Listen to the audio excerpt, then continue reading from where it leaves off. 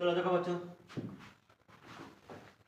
ये एक क्वेश्चन है जिसमें एक जो है ये समीकरण लिखा हुआ है। इस समीकरण को सबसे पहले हमें रैखिक समीकरण के रूप में जो है बदलना है, और रैखिक समीकरण में बदलने के बाद से जो है इसको जो है प्रतिस्थापन विधि से हमें हल करना है। हम आप लोग को जो है आगे हम पढ़ा चुके हैं कि प्रतिस्थापन विधि द्वारा जो है सवाल को कैसे हल की जाती है। हम उसी उसी नियम से जो है इसको जो है प्रतिस्थापन विधि से आज हल करेंगे। देखो कैसे हल होता है। सबसे पहले तो इसको हम एक रैखिक समीकरण का रूप देते हैं, जैसे कि 3y और ये +8 है। +8 को जब हम पक्षांतर करेंगे तो -8 हो जाएगी, -8 हो जाएगी। इसको हम समीकरण नंबर 1 बना लेते हैं। और एक और समीकरण दिया है x - y -1 है, पक्षांतर करेंगे तो 1 हो जाएगा। इसको समीकरण नंबर 2 बना लेते हैं। ठीक है, हमारा 2 समीकरण बन गया ना। हमें किसी एक का मान किसी एक के पदों में ज्ञात करेंगे। इसमें 2 चर है, 2 चर वाला समीकरण है। ये कैसा समीकरण है? ये कैसा रैखिक समीकरण है? 2 चर वाला रैखिक समीकरण है। 2 चर यानी उसका चर संख्या किसे कहते हैं? वह संख्या जिसका मान जो है हमेशा बदलता रहता है। ठीक है, उसको चर संख्या कहते हैं। तो एक चर संख्या x है और एक चर संख्या y है।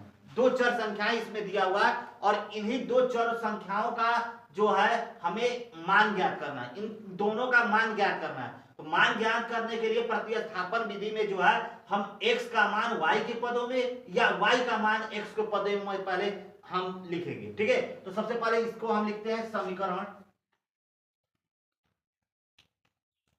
1 से। समीकरण 1 से क्या हो रहा है? 2x बराबर -8, और ये 3y को पक्षांतर करेंगे तो प्लस में है तो -3y हो जाएगा। अब लिखेंगे कि x बराबर -8 -3y अब बटे में 2। तो देखो x का मान निकल गया किसके पदों में? y के पदों में। x का मान निकल गया किसके पदों में? y के पदों में। इसको हम लिख देंगे समीकरण नंबर 3। यही हमारा समीकरण 3 है। ये क्या है? समीकरण 3 है। और समीकरण 3 जब हमारा ज्ञात हो गया तो अब हम हल करेंगे। लिखेंगे कि x का मान समीकरण, देखो बच्चे यहां पे एक को ना हल करके 3 लाए हो, हम उठा के मान 1 में नहीं रखेंगे। जिससे हमने मान ज्ञात किया है उसमें नहीं रखा जाएगा, दूसरे वाले में रखा जाएगा। तो 1 से निकाले हैं इसको हम 2 नंबर में रख देंगे। समीकरण 2 में रखने जो दूसरा रखी जो युग्म है समीकरण युग्म, इसमें रखेंगे x की जगह पे। तो x की जगह पे हो जाएगा -8 -3y बटे में 2, फिर ऋण का चिन्ह दिया है तो ऋण, y दिया है y बराबर 1 हो जाएगा। 2 से इसमें गुणा करके इसमें से घटाएंगे तो ये हो जाएगा -8 -3y, और 2 से इसमें गुणा करेंगे तो -2 1 कम में 2y बराबर 1 बटे में 2, यहाँ पे बटा में 2 बराबर 1 हो जाएगा। ठीक है, अब देखो 2 को पक्षांतर करेंगे तो भाग है ना, जाएगा तो किसमें बदलेगा? गुणा में बदलेगा। और ये हो जाएगा -8, ऋण ऋण मिल करके जुटेगा लेकिन चिन्ह ऋण का रहेगा। 3 2 5, y बराबर 2 को पक्षांतर करेंगे तो ये इससे 1 में गुणा होगा, 2 कम में 2, -8 को फिर पक्षांतर करेंगे तो -5y बराबर 2, और ऋण जो है प्लस में बदल जाएगा तो ये 8 हो जाएगा। यानी y बराबर जो है 8 2 10, 8 2 10 हो गया। अब बटे में -5, 5 से इसको कटाओगे बच्चा तो क्या ज्ञात होगा?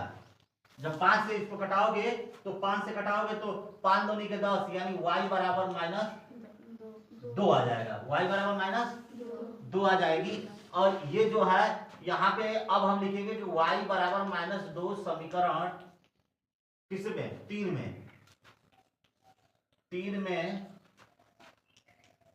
रखने पर चलो रख लेते हैं x बराबर -8 -3 गुणे -2 बटे में 2, यानी x बराबर -8, 3 दूनी के 6, ऋण से ऋण में गुणा हुआ तो प्लस, और 3 दूनी के 6 और बटे में 2 बराबर 8 में से 6 जाएगा -2 बटे में 2, यानी x बराबर -1।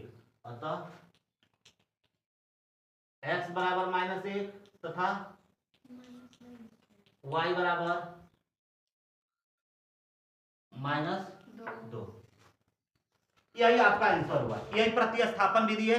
यहाँ पे आप देख सकते हैं कि हमने क्या किया है, x का मान जो है y के पदों में ज्ञात किया गया और y के पदों में ज्ञात करके जो है समीकरण 2 में यानी 1 को हल किए हैं तो 3 नंबर बना है समीकरण 3। तो इसका जो मान आया है इसको उठा के समीकरण 2 में हमने प्रतिस्थापित किया है।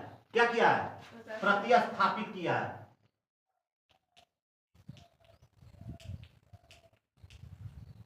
प्रतिस्थापित, ठीक है, प्रतिस्थापित किया है हमने। तो प्रतिस्थापित करने पे जो है हमें y का मान ज्ञात हुआ और y का मान फिर हम समीकरण जो हमने 3 बनाया है इस समीकरण में जब रख दिए तो जो है हमारा मान आ गया -1, यानी x का मान जो है -1 होगा, x का मान जो है -1 और y का मान जो है -2 आया।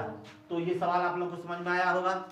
तो जो है अगर समझ में नहीं आया होगा तो कमेंट करके बताइएगा और वीडियो को जो है लाइक अवश्य कीजिएगा और सब्सक्राइब कर लीजिएगा।